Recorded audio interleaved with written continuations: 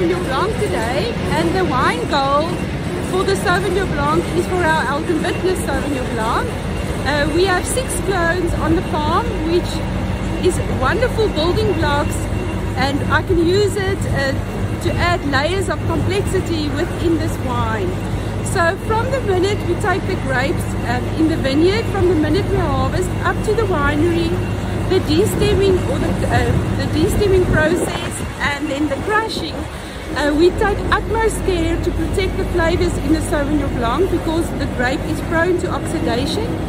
And what we use is some dry ice to cover the grapes in every step so that it forms a blanket and further protecting the grapes. And then from the crusher it goes into the press, where Haxon is behind me and busy loading the press.